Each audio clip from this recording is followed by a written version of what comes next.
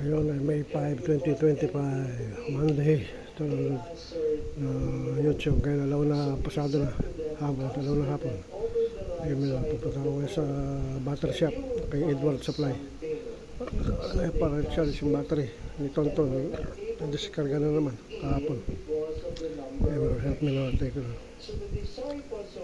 Ayun lang. Help us Lord. Ayun ay May 5, 2025, Monday. Alaw na pasado na hapon.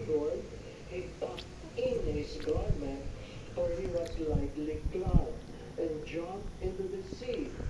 The other disciples came in the boat, for they were not far from shore, only about 100 yards, dragging the net with the fish.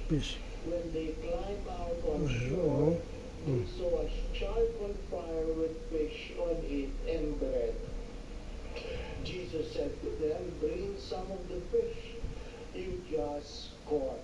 So Simon Peter went over and dragged the net ashore, full of 153 large fish. 153 large fish. There were so many, the net was not torn. 153. Jesus said to them, "Come, have breakfast." And none of the disciples dared to ask him, "Who are you?" Because they realized it was Jesus. the Lord. Jesus came over and took the bread and gave it to them.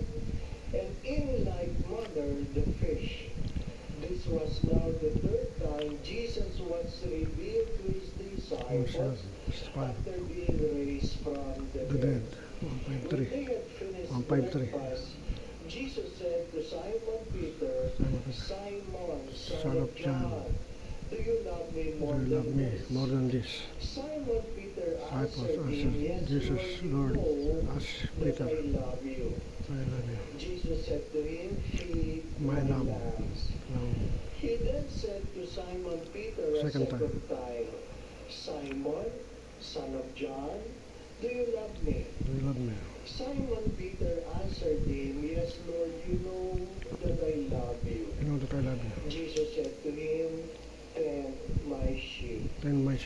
Jesus said to him the third time, "Simon, son of John, do you love me?" Peter was distressed. Jesus had said to him a third time, "Do you love me?"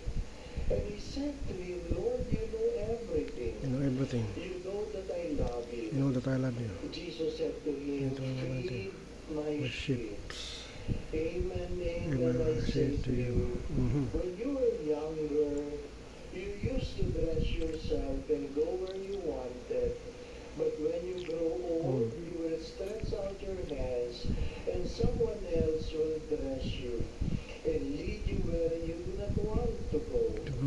He said this, signifying by what kind of death he would glorify God. And when he had said this, he said to him, "Follow me." Jesus told Peter, "Follow me." Amen. Forgive us, have mercy, save us, seal us. Thanks be to God. Thanks to you, Lord Jesus Christ. Amen.